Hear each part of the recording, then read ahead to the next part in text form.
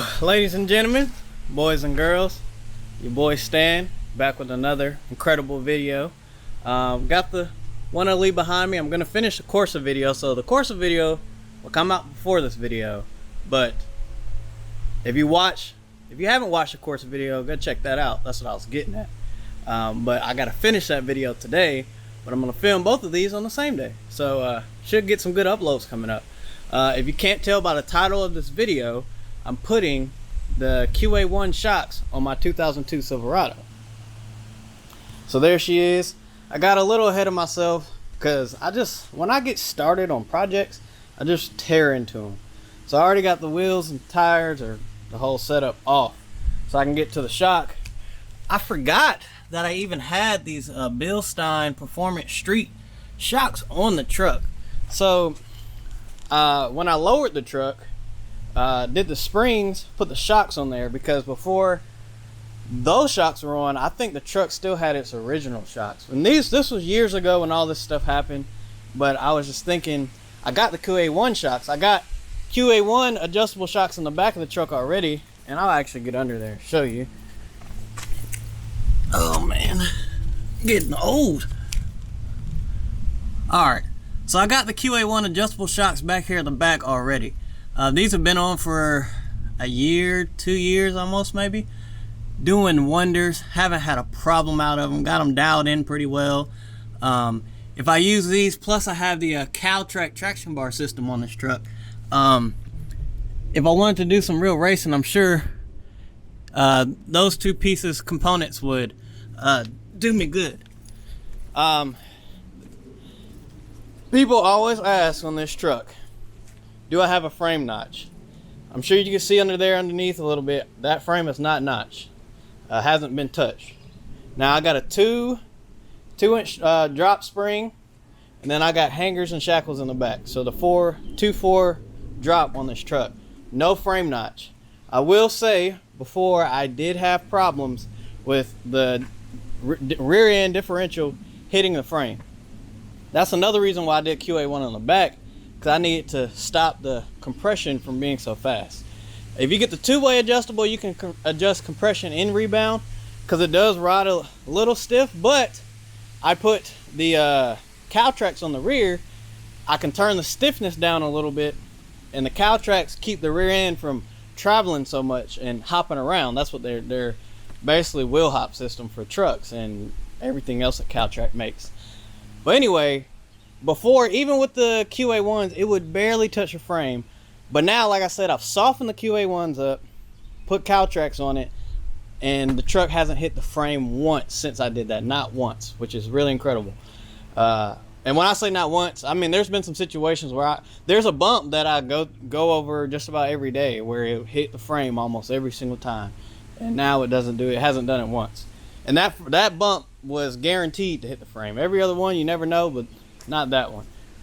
So like I said, we're just gonna tear in here, pull the shock out, and put the QA1 in. But let me show you the QA1s. Alright, so we got our QA1s. My sticker's trying to fly away, and gotta have that. Before you ask, I did a lot of research on this before I even ordered them. So I got the TS507. Got this from Summit Racing. They had them adjustable, and I believe that's a length. I traveled 9.63 inches is what I think it's going to be. But it works on this truck since it's lowered.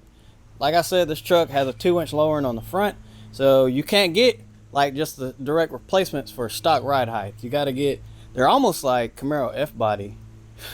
Like it's different. I did a lot of research to figure this out and read a lot of forums. These are the shocks, QA1s, adjustables. It's not going to be really fun to adjust that because I'm going to have to dial it in. So I think I'm just going to crank them up kind of where I think they should be, since I have a little experience with the ones in the back. Like, I think they have like 16 or 18 things of adjustability. Before, when I did those, I had them on like the 12 setting or something like that. I think now they're down to like 10 or 9. I might throw it on like 10 or 11, probably 10 or 11 up front, and just leave it there, see how it rides. And then if it's something where it's too soft or too hard, I'll know how to crank it up from there. Like I said, having them on the back is pretty handy. But this is your shock. I mean, if you don't know how to do it, there's 2 bolts down here. You have your one big bolt up there at the top, and you do that.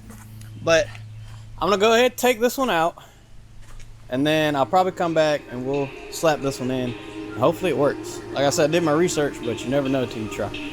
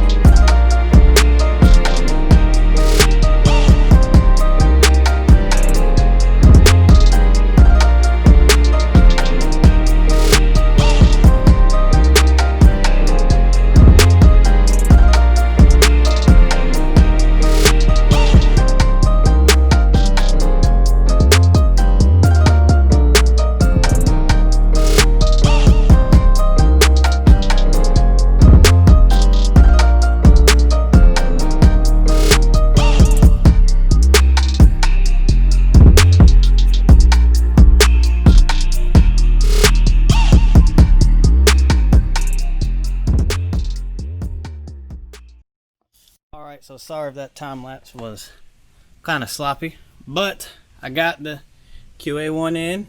You can barely see it in there, but it's the only shiny thing underneath here, so that is what it is. I got the old, like I said, this is still a good shock. The Bilstein Street Performance shock. It's actually still a good shock. It one thing I just noticed is the ears are a little bent. Not a bad thing, but I mean, good thing I caught it now for. I mean, I don't think they really break off. They are a little bent. The QA1 piece is quite a bit thicker down there, as you can see, so that's comforting. But like I said, still a good shock. I actually enjoy the shock. I put the QA1s on setting 8.